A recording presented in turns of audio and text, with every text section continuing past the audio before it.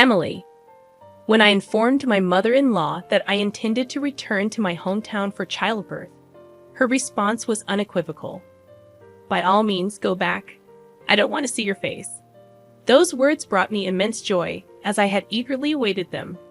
You won't have to see me anymore, rest assured. Emily. I'm Emily, on the verge of turning 28. My mother passed away from an illness when I was just 2 years old. With my father, a busy man managing a century-old clothing company, I was primarily raised by my grandmother.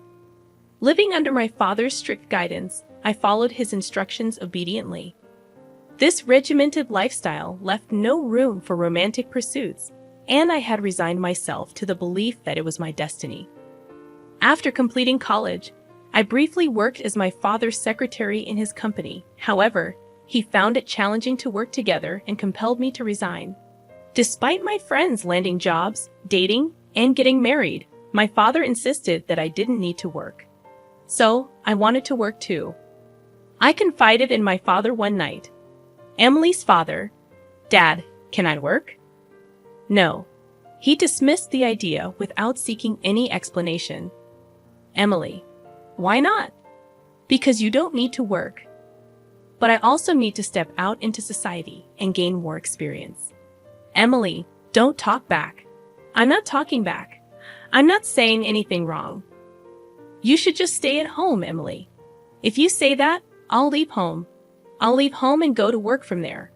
Emily, stop it. No, I am an adult. I won't always do as you say. Distraught, I left the room, and even in the solitude of my own space, I cried for an extended period. Later, I reached out to my college friend, Lisa. Can I come to your house now? Sure, but what's wrong? And can you go out at this time?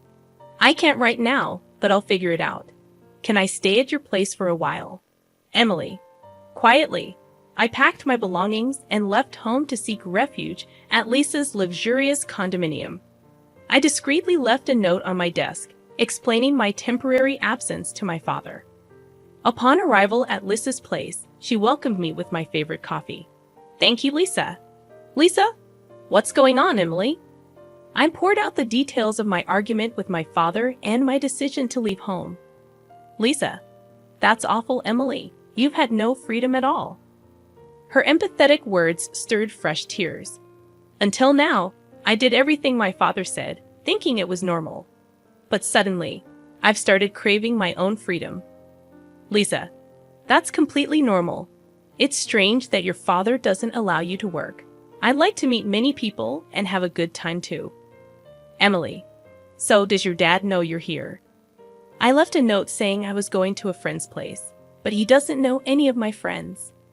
He might be frantically searching for you right now. Maybe. Lisa, it's late now. Shall we go to bed? Yeah, I'm really tired. Lisa arranged a separate room for me to sleep in. The next day, when Lisa left for work, I found about 10 missed calls from my dad on my phone.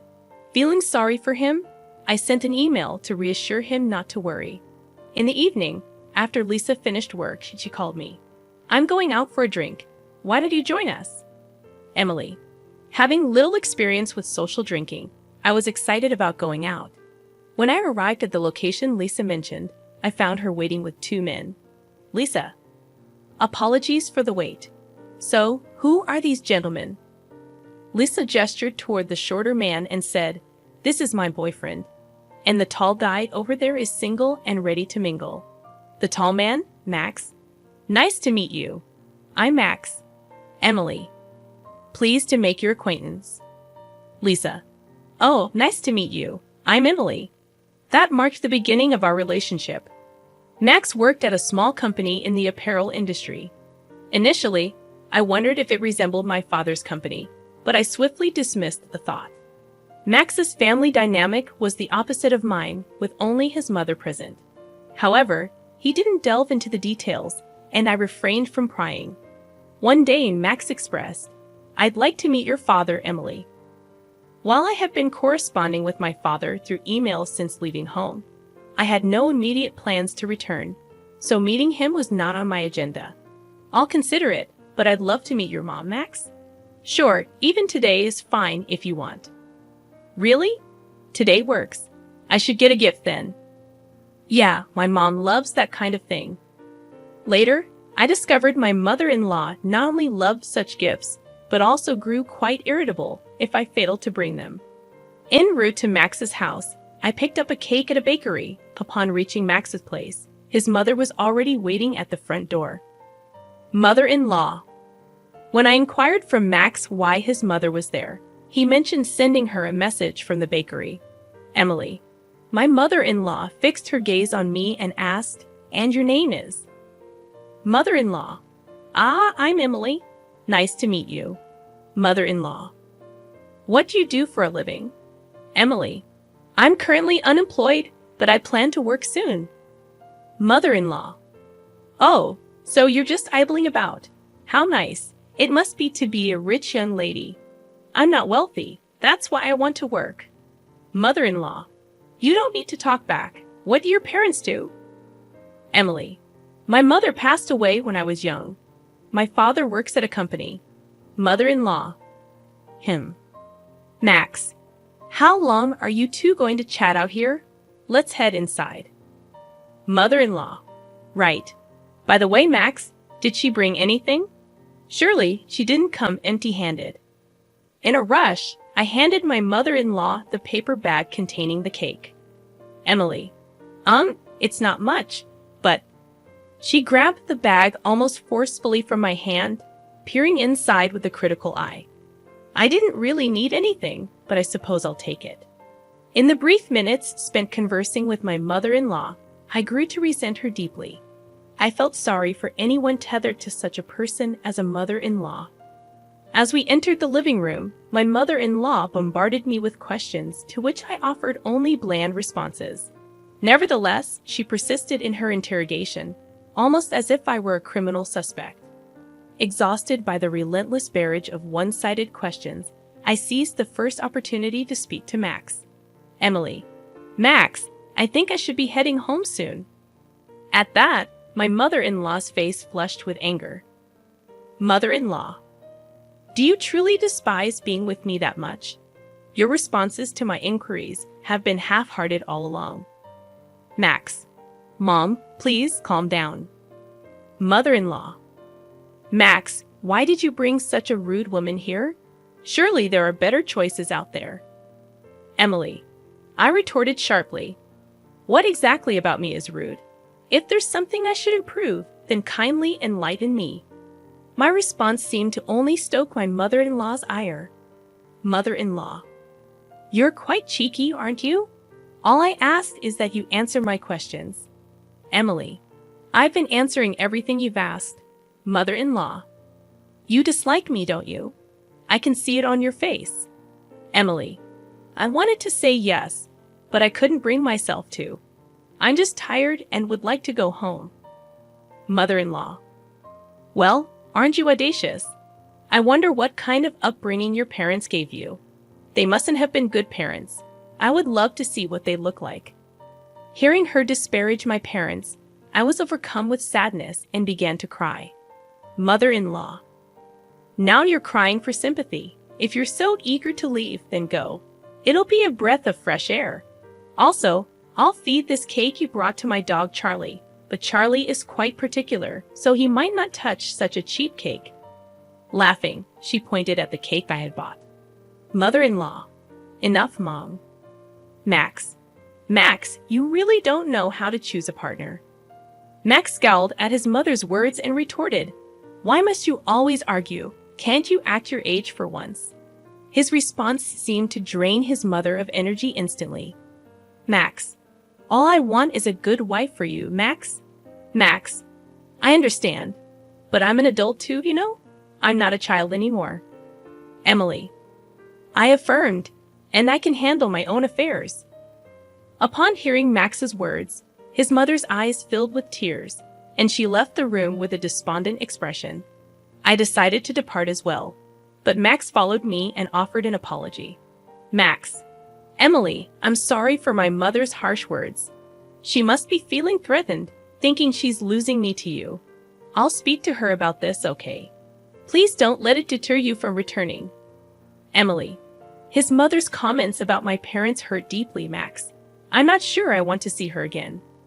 As I uttered those words, a wave of sadness washed over me, and I collapsed into Max's arms, tears streaming down my face. Max held me close, and after a while, he suggested, "How about we go somewhere now?" Barely nodding, I left the house with Max. Since Max didn't have a car, we took the train and disembarked at a station near the beach. We sat on a bench by the sandy shore, gazing out at the sea for a long while. 2 months passed since then, and I discovered that I was pregnant. When I broached the subject with Max, he proposed. "Max, let's get married. We don't need a lavish ceremony, but let's make it official. We can reside at my house, all right? I don't earn much at my job, so renting an apartment is out of the question. I'll ensure my mother refrains from making unwarranted remarks to you, Emily." While living with his mother wasn't ideal, there seemed to be no other option. Emily. Okay, I'll do my best to get along with your mother. And so, I found myself moving into my mother-in-law's house because of our impending marriage. I returned home to inform my father about it. His face lit up upon seeing me. Emily's father. It's wonderful to see you looking well. I know we've been in touch, but it's been a while since we last met. What's the matter, Dad? I have something important to share. His demeanor shifted immediately. I recounted my encounter with Max, my pregnancy, and our intention to marry. My father listened silently. When I finished, he simply said, "Well, congratulations. I'm eager to meet my grandchild." His smile seemed forced. Emily. Dad, thank you. I'm sorry for causing you sorrow as your daughter. I sat as tears flowed freely down my cheeks. My father too shed tears. I had anticipated anger, but his gentle words wounded me even more. I ended up residing with my mother-in-law due to our impending marriage. Lisa, who had been supporting me since I left home, offered her words. Lisa. You better show me your cute baby's face soon. Emily. Of course, and you should tie the knot soon too.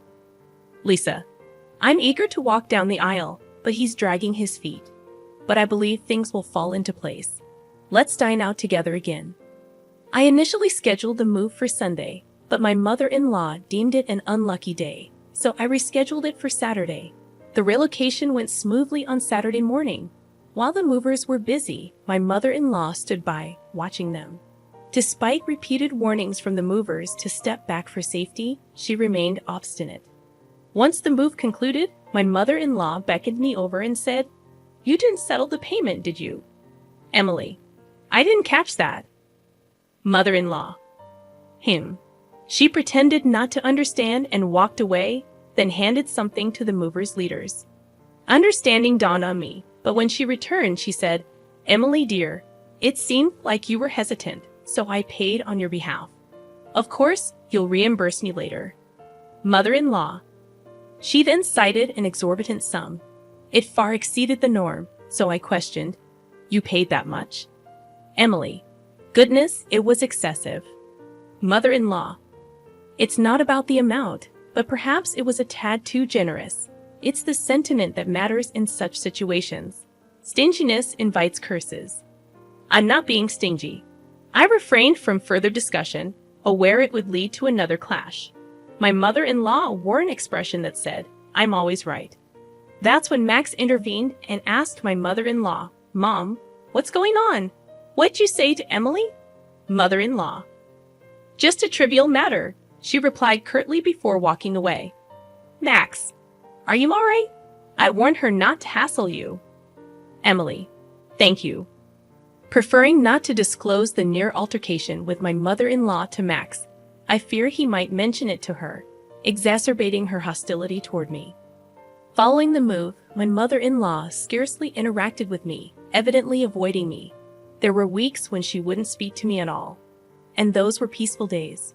One day, Max brought home some work documents in an envelope bearing the company name, Star Textiles Incorporated, which startled me. It was a name I'd often heard while working at my father's company. They were one of our subcontractors. Max. Yeah, why do you ask? Emily. Just curious. I realized I know very little about your company. I refrained from disclosing that his company was a subcontractor for my father's, sensing it better left unsaid. Max, well, we're merely a small subcontractor. If our parent company decides to sever ties, we go under instantly and all employees would lose their jobs. Max chuckled with a touch of sadness. About a month later, Max began returning home late from work and seemed despondent, prompting my inquiry. Emily, you've been working late lately. Is everything all right? You seem different. He admitted, the company is in trouble. Emily, like bankruptcy? Max nodded. Our parent company suddenly slashed our orders by half. Now our boss is pleading with them daily to maintain the status quo. We're also scouting for new clients. But if neither pans out, bankruptcy is inevitable. As Max recounted the situation, I considered appealing to my father to assist Max's company. However, my father adhered strictly to business principles and wouldn't extend help based on personal sentiments. Additionally, the number of business partners seemed to have dwindled significantly. I divulged to Max that my father's company was the parent company of Star Textiles. Max was initially surprised, but then implored me earnestly. Max, Emily, please implore your father not to cut ties with us. Emily, I'm sorry, Max. My father is business-minded. Personal matters won't sway him. Max, could you try, Emily?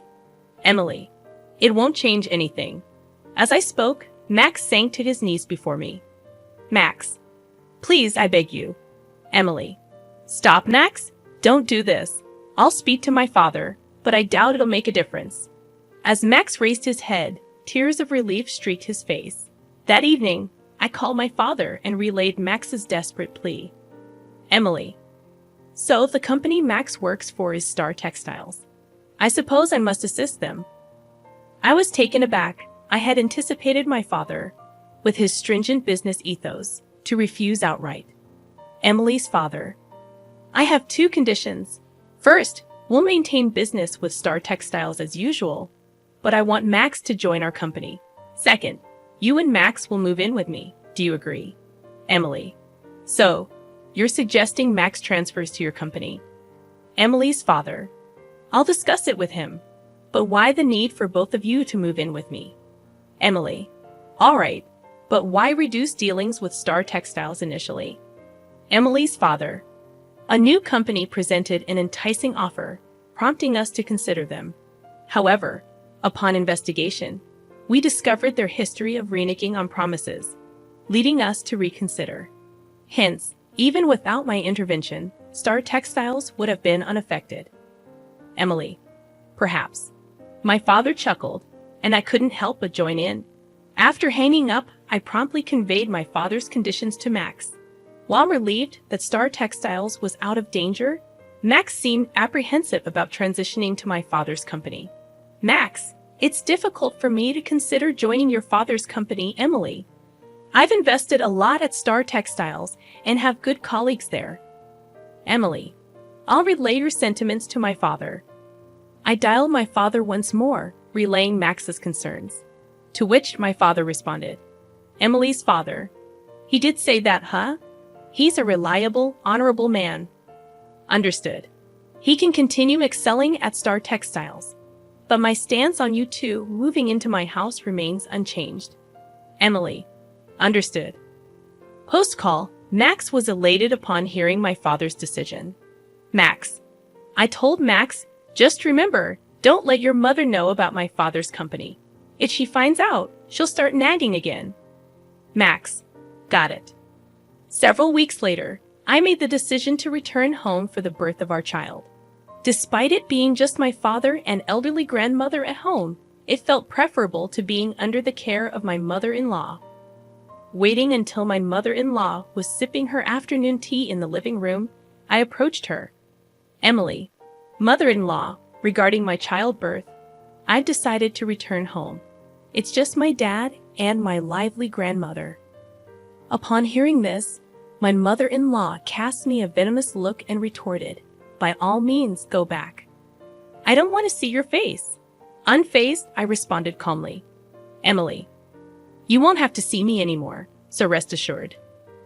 Mother-in-law. What? Emily. I won't be returning here anymore, and soon Max will be relocating to my parents' house. Mother-in-law. What nonsense. Max is too occupied with work to move. Emily. It's sorted now. Just then, Max entered and informed his mother, Mom, things are looking up at my workplace. Emily played a key role. Mother-in-law. What are you talking about? Emily's dad owns the parent company of my company, Max. At this revelation, my mother-in-law's voice rose as she fixed her gaze on me before stating, Emily, I've been terribly rude to you until now. Deeply apologetic, she bowed. Mother-in-law. I had no idea you were the daughter of the parent company's owner. May I request a favor? I'd like to reside together in your parents' house. Max. Mom, no, you should stay here. Emily. I'm not keen on living with you, mother-in-law. I'd rather not be reminded of our past encounters. Please understand. With tears in her eyes, my mother-in-law pleaded. Mother-in-law. I know it seems harsh, but I can't bear to be apart from Max. Please. Max. No, I can't agree to that. Emily. Please stop.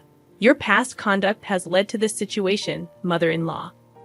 I addressed my tearful mother-in-law, who remained kneeling. Emily. You brought this upon yourself.